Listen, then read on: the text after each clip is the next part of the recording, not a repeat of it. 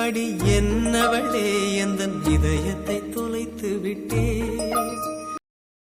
உசுரே நீதானே நீதானே நிழலாவும் கூடதானே எதுவும் வேணாமே வேணாமே முடிவும் கூடதானே.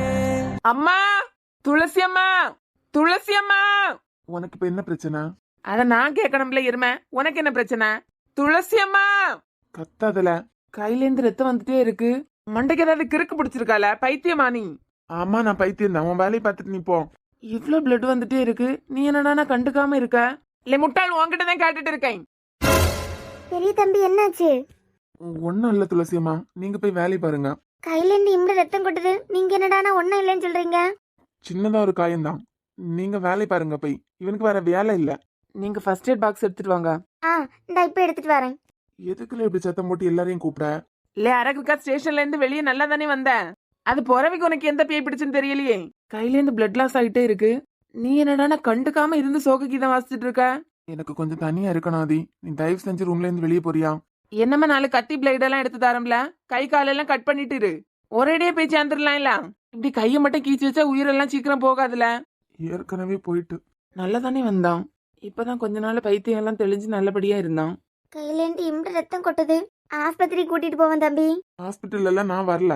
எனக்கு எதுவும் இல்ல. இதனால எல்லாம் செத்து எல்லாம் போக மாட்டேன். என்ன கண்ணா ஒரே வார்த்தை இப்படி சொல்லிட்ட? அதுக்கு அவங்கள தோளையும் மார்பிளையும் தூக்கி போட்டு வளர்த்தது. நீங்க கிளீன் பண்ணுங்க துளசி அம்மா. அது எதுக்கு சத்தம் போட்டு கூப்பிட்டுட்டே இருந்த? என்ன விக்கி, கையை எப்படி கிழிச்சு வச்சிருக்க? என்ன பண்ணி வச்சிருக்க நீ? ஒன்னும் இல்லம்மா, எனக்கு 4 சொட்டு ரத்தம் வெளியே போறதுனால யாருக்கும் எதுவும் ஆகாது. சீக்கிரமா கிளீன் பண்ணி கட்டு போடுங்க. இந்தாப்பா. அம்மா பார்த்து, ஃபுல்லா கிளாஸ் தான் உடைச்சு போட்டிருக்கான். துளசி, நீங்க போய் வேலை ஏதாவது இருந்துன்னா அதை பாருங்க. தம்பி கையில இருந்து ரத்தத்தை பார்த்ததும் மனசே உடஞ்சு போயிட்டு. நான் கிளீன் பண்ணி கட்டு போடுறேன். இந்த உடைச்சு போட்டிருக்கேன் இல்ல, இதை கிளீன் பண்ணிருங்க. இந்தாங்கம்மா. என்ன விக்கி இது இப்படி பண்ணி வச்சிருக்க? இதெல்லாம் பார்க்கறதுக்கு நாங்க என்னமோ உயிரோட இருக்கோம். வலிக்குதா விக்கி? அதெல்லாம் ஒண்ணும் இல்லம்மா. எதுக்கு இப்படி பைத்தியக்காரனாட்டம் பண்ணிட்டு இருக்கான்? அப்படி எங்க நான் கார் எடுத்துக்கிட்டு போனேன்? ரத்தம் மட்டும் நிக்கவே மாட்டேங்குது. என்னத்தை வச்சு குத்தி கிழிச்ச இப்படி? கீழே கிளாஸ் உடைஞ்சு கிடக்கு பாருங்க, அத கையாலே உடைச்சிருக்கான். இதெல்லாம் பார்க்கறதுக்கா மக்களே நாங்க எல்லாம் உயிரோட இருக்கோம். எல்லாரும் அவிய வாழ்க்கையை பார்த்து சந்தோஷமா இருக்காவ. உனக்கு ஒரு கல்யாண பிள்ளை குட்டின்னு பார்க்கறதுக்கு எங்களுக்கு ஆசையா இருக்காதா? கொஞ்ச நாள் இதெல்லாம் குறைச்சு வச்சிருந்தேன், நல்லா தானே இருந்தேன். இல்ல என்னமா 4 இடத்துல கிழிச்சு வச்சிருக்கலாம் இல்ல? ஒரு முடிஞ்சு அறிவு கட்டவன் சுத்த கோலத்தனமா இருக்கான். அங்க கனிக்கு பக்கம் பக்கமா பாடம் எடுத்துட்டு வந்தான். போதாம விட்டுருங்க. இல்ல சைக்கோ, எதுக்கு இப்படி எல்லாத்தையும் உடைச்சு போட்டிருக்க? தோணிச்சு உடைச்சு போட்டேன். அதான் அப்படி தோணதுக்கு உனக்கு பைத்தியமான்னு கேக்குறேன். வாவிக்கு ஹாஸ்பிட்டல் போயிட்டு வரலாம். அதெல்லாம் ஒன்றும் வேண்டாமா. கெட்டு போட்டுட்டீங்க எல்லாம். நல்லா தான் இருக்கேன். சஞ்சய் ஹாஸ்பிட்டலுக்காவது போயிட்டு வருவான். எதுவும் வேண்டாமா, நான் நல்லா தான் இருக்கேன். இப்பதான் கொஞ்ச நாளா நீ சந்தோஷமா இருக்கான்னு நினைச்சிட்டு இருந்தேன். அவன் வந்தாலே உன் வாழ்க்கை இப்படிதான் ஆகுது. ஆமா, எல்லாத்துக்கும் இனிமே அவியல சொல்லிடுங்க. இவன் பைத்தியம் பிடிச்சு கைய வெட்டிட்டு இருக்கான்னு. ஆமாடை, எனக்கு தான் பைத்தியம் பிடிச்சிருக்கு போதுமா? நான் தான் முட்டாள். எல்லாரையும் நம்பி நம்பி ஏமாந்துட்டு இருக்க முட்டாள் நான் தான். கொஞ்சம் வெளியே கிளம்புறியா தயவு செஞ்சு? எதுக்கு மக்கள் இப்படி கோபப்பட? அதான் அவளை போலீஸ் ஸ்டேஷன்ல நான் பார்த்த உடனே நினைச்சேன். இம்மா கொஞ்ச நாளைக்கு முன்னாடிதான் எது பண்ணாலும் அவங்களாலேயும் சொல்லிட்டு இருந்தியா? மறுபடியும் ஆரம்பிச்சிட்டீங்களா? இவன் மதம் பிடிச்சு கைய வெட்டிட்டு இருக்கான்னு அவி என்ன பண்ணாவ? என்னம்மா சொல்ல போனா என் அண்ணி எனக்காக வந்திருக்காவ. உனக்காக வருவாள? ஏன் வரமாட்டா? அவளுக்கு நான் தானே முக்கியம் இல்ல? இப்ப இவனுக்கு என்ன பிடிச்சிருக்கு? நல்லா தானே இருந்தான். நான் கேட்க கேள்விக்கு பதில் சொல்லுவீங்களா 2 பேரும்? 4.5 வருஷம் கழிச்சு நான் தான் அவளை பார்த்த மாதிரி ஷாக் ஆனேன். ஆனா நீங்க அவளை பார்த்து டென்ஷன் ஆகவோ எதுவுமே இல்ல. அப்பனா இதுக்கு முன்னமே நீங்க 2 பேரும் அவளை மீட் பண்ணிருக்கீங்க. சொல்லு விக்கி, உன் வாழ்க்கையை சீரழிக்க தான் மறுபடியும் வந்திருக்கா? ஆமா, அவங்களுக்கு வேற வேலை இல்ல பாத்தீங்களா? இவன் வாழ்க்கையை சீரழிச்சிட்டு இருக்கான். இவனாலதான் அவங்களுக்கு வாழ்க்கையே இல்லாம ஆனது. அம்மா அப்பா இல்லாத ஒரு பொண்ணை காதலிச்சு கல்யாணம் பண்ணிட்டு அம்போன்னு கைவிட்ட நாய் வந்தான். நீங்க சொல்ல டயலாக் எல்லாம் அவங்க தான் சொல்லணும். விக்கி, நான் கேட்கறதுக்கு பதில் சொல்லு. எங்க இருக்கா? எங்க பாத்தீங்க அவளை? நம்ம ஸ்கூல்ல தாமா வேலை பார்க்கா. எப்போல இருந்து? உனக்கு தெரியாம இந்த மனுஷன் ஏதாவது வேலை கொடுத்துட்டாரோ? ஆமாமா, உங்க பையன் அப்படியே விட்டுருவான். அவங்கள பழி வாங்கறதுக்குன்னே வேலை கொடுத்த முட்டாளிவன். இதுல என்னமோ அவங்க இவனை கஷ்டப்படுத்துற மாதிரி. இந்த 4.5 வருஷத்துல அவங்க என்னெல்லாம் கஷ்டப்பட்டிருக்காங்கன்னு உங்களுக்கு தெரியுமா யாருக்காவது? முதல்ல என் ரூம்ல இருந்து வெளியே போவியா? பைத்தியக்காரா, ஒன்னையும் சுய புத்தியோட இல்ல. இல்லன்னா வேற யாராவது சொல்லத மண்டைக்குள்ள ஏத்து. மண்டைக்குள்ள மூளை தானே இருக்கு, இல்ல கரைச்சியா இருக்கு? ஒன்னையெல்லாம் உருகி உருகி காதலிச்சதுக்கு அவங்களுக்கு பார்த்து வச்சிருந்த பையனு கூட கல்யாணம் ஆயிருந்தாலே நல்லா இருந்திருப்பாவ. இப்ப மட்டும் என்ன வாழ்ந்துட்டு இருக்கான்? அதெல்லாம் நல்லா தானே போயிட்டு இருக்கு.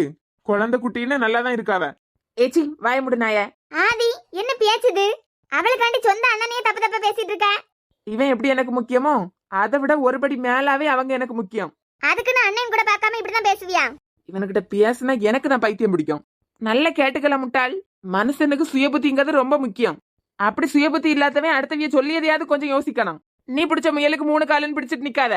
முந்தியாவது இதுல பாதிக்கப்பட்டது நீயும் அவங்கள மட்டும்தான். ஆனா இப்ப அப்படி இல்ல விக்கி. நான் இப்ப எவ வாழ்க்கையில போய் குறுக்க நிக்கல.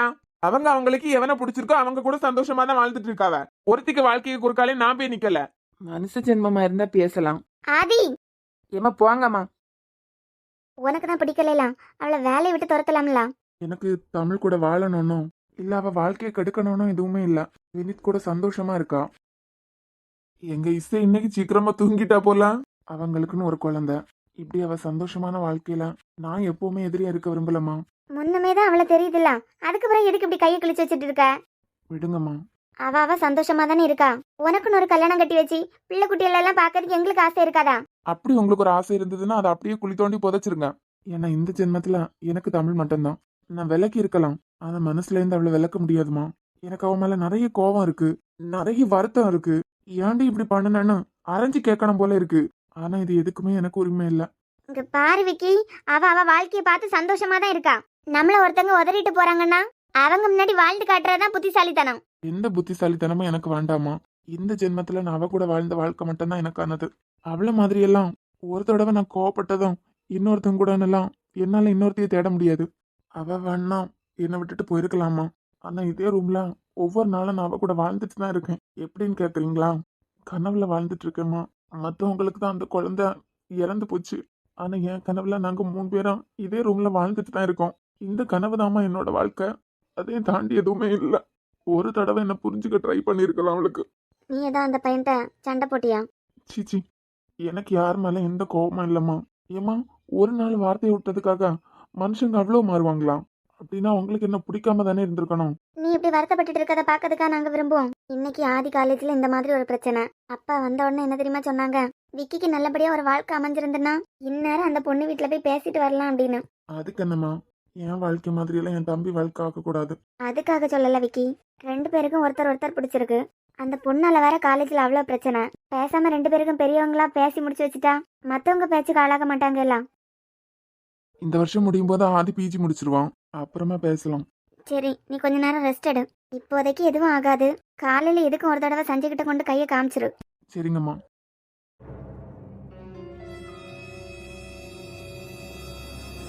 ஏடி உறங்கிறதுக்கு விடாம இங்க எல்லாரையும் பிடிச்சு இப்படி உட்கார வச்சிருக்க. ஏன் கிளவி நீ சென்னன தூக்கி காலையில எங்கயாவது ஃபைட் பண்றதுக்கு போறேன். ஏடி வாயை குரட்டி. அப்பதான் கண்ணுல எல்லோல உறக்க வந்தது. சத்தம் போட்டு எழுப்பி ஹால்ல கொண்டு இருத்திருக்க. கிளவி எங்க அம்மா இருக்காவ. பிரியா எல்லாம் கன்சீவா இருக்கா. அவளே நான் கூப்பிட்டு தான் வந்திருக்கா பாரு. நீ என்ன காலையில எழுப்பினோன்னு சண்டைக்கு போறேன். ஒரு பைய தூக்குவேன், உன் போக்குல சந்தைக்கு போவேன். 4 மீனுக்காரவியல பாப்பேன், இல்லைன்னா காய் விக்கிவியல பாப்பேன். அதைய கூட 2 மணி நேரம் கதை அடிச்சுட்டு வருவேன். சந்தைக்கு போறதுக்கெல்லாம் சண்டைக்கு போற மாதிரியே வரைஞ்சு கட்டிட்டு வராத. ஏடி நான் இப்ப எதுனா சொன்னனா? உறக்க வருதுன்னு தானே சொன்னேன். நீ காலையில 11 மணி வரைக்கும் நீண்டு நிமிந்து கிடந்து உறங்குவ. வயசான காலத்தோட எங்களுக்கெல்லாம் அப்படி உறக்கமா வரும். கிளவி கத்தாத கிளவி. சாரா பாட்டி பாவம் எல்லாம் வயசானவங்க எதுக்கு கொண்டு இப்படி உட்கார வச்சிருக்க? ஏன் பிரியா, உன் பேச்சு பாட்டிக்காகவா இல்ல டாக்டருக்காகவா? லூசு. ஏ எலி, நான் பாட்டுக்கு லேப்டாப்ல வேலை பார்த்துக்கிட்டு இருந்தேன். என்னை கூப்பிட்டு இங்க உட்கார வச்சதும் காணாதுன்னு பேச்சா பேசுற பேச்சு. பிரியா, நாங்க புது வீட்டுக்கு போறோம்ல, அதான் இனிமே எப்பவும் இப்படி நம்ம உட்காந்து பேச முடியாதுல்ல. அதான் சஜுவை தவிர மத்த எல்லாரையும் கூட்டு வந்துட்டேன். எதுக்கு அவனை மட்டும் விட்டு வச்சிருக்க? அவனை இழுத்து கொண்டு உட்கார வை. பாவம் இல்ல, கல்யாண கனவுல மிதந்துட்டு இருப்பான். ஆமாமா, இவள்கிட்ட சொல்லிட்டு தான் கனவுல மிதந்துட்டு இருக்கான். அதானே என்ன? அதானே எப்படியும் புது மாப்பிள்ளைய ஆக போறான். பொண்ணு வர சூப்பர் ஃபிகரா எல்லாம் இருக்கு. என்கேஜ்மெண்ட் நடக்கிறது வரைக்கும் கனவுலயே வாழ்ந்துட்டு போட்டு. ஏடி புது வீட்டுக்கு போனதுக்கு பிறகு சமையக்கட்டுல என்னெல்லாம் இருக்குன்னு தெரிஞ்சுக்க. அது பிறகு பிரியாணில பாவக்காய் தூக்கி போட்ட மாதிரி ஆயிடும். பெரியவி ஒண்ணு சொல்வாவேல, தப்ப சரியா பண்ணா தப்பே இல்லைன்னு. அது மாதிரி கிளவி உனக்கெல்லாம் பாவக்காய போட்டிருக்க கூடாது, எலி மருந்து ஊத்தி தந்திருக்கணும். இவ ஒருத்தி இம்சை. நம்ம ரூமுக்கு போலாம். ஏன் ஏன் தூக்கம் வருதா? அதெல்லாம் இல்ல, நம்ம போலாம். ஆமா, இந்த நைட் டைம்ல சாரி எல்லாம் கட்டிட்டு மேடம் எங்க போறீங்க? ஏன் புருஷன் என்ன ரசிக்க மாதிரி சாரி கட்டிட்டு இருக்கேன். வரே வா. நிஜமாவா? ஆ நான் கூட பிள்ளைக்கு கீழே உட்காந்து கால் வலிக்குது போல, பாவம் டயர்டா ஃபீல் பண்றான்னு நினைச்சேன்.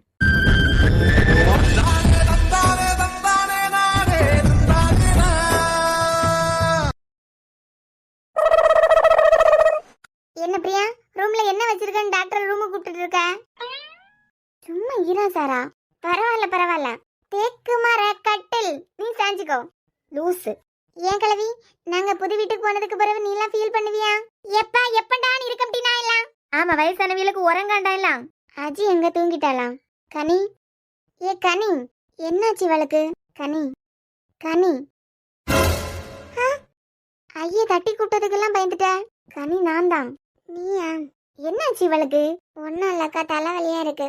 ஆமா, அஜி உன் கூடல தானே வந்தா, எங்க போயிட்டா? அவ அப்பயே தூங்கிட்டா மக்களே. இவன் துணைக்குன்னு வந்தா தூங்கிட்டாளா? ஆமா, 8 மணி ஆகும்போதே தூக்கம் வருதுன்னு சொன்னா. அக்காவும் நீமா சேர்ந்து ஒரு ரூம்ல தூங்குறீங்களான்னு கேட்டேன். வீட்டுல அம்மா கூட தான் தூங்குவோம் அப்படின்னா. அதான் எங்க ரூம்ல தான் தூங்கிட்டு இருக்கா. கனி தூக்கம் வருதுன்னா தங்கச்சி கூட போய் தூங்குமா? ஒழுங்கா சாப்பிடவும் இல்ல, அணில் குறிச்ச மாதிரி 2 வாய் வச்சிருக்கா. என்ன பிரச்சனை இவளுக்கு? அம்மா, கனி இன்னைக்கு நான் எங்க ரூமுக்கு கூட்டு போறேன். அதெல்லாம் வேண்டாக்கா, நான் பெரியமா கூட தூங்குறேன். ஏன் கனி, என் கூட எல்லாம் தூங்க மாட்டியா?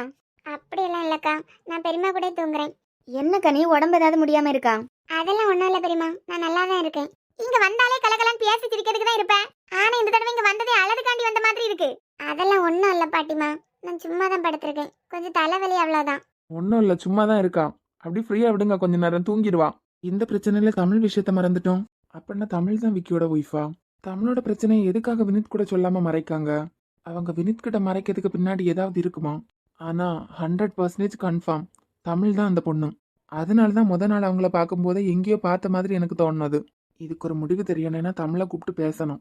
பேசினதுக்கு அப்புறம் வினித்து சொல்லலாம். அவனே இவங்க சேர்ந்ததுக்கு அப்புறம் தான் கல்யாணம்னு அவன் கல்யாணத்தையே தள்ளி போட்டிருக்கான். தமிழை பார்த்து எப்படியாவது பேசணும்.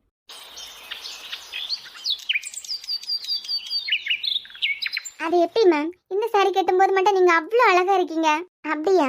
ஆமா, அது ஏன்னு எனக்கு தெரியுமே. வாடி, உனக்காக தான் காத்துட்டு இருக்கேன். முதல்ல ஆபீஸ்லயே சவுண்ட் ஃபிக்ஸ் பண்ண சொல்லணும். எதனால?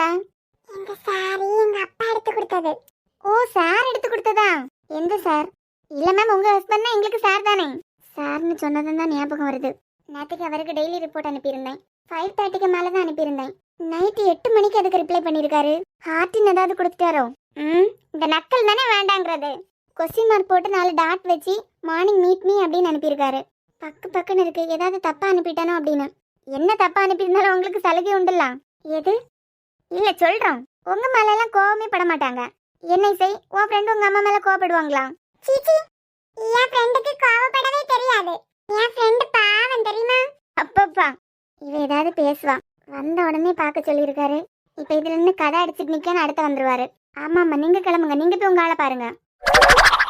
என்ன? நீங்க போய் உங்க ஆளை பாருங்கன்னு சொன்னோம். அதான் கரஸ்பாண்டண்டா? ஆமா, வர வர 2 பேர் பேச்ச ஒரு மாதிரி தான் போயிட்டு இருக்கு. அதானே. இவ எதுக்கு அதானேங்க சார்? உள்ள வாங்க. உங்களுக்காக தான் வெயிட்டிங் மேடம். வந்ததும் டான் நீங்க வந்துட்டீங்க போல. கையில என்ன பட்டிருக்கோம்?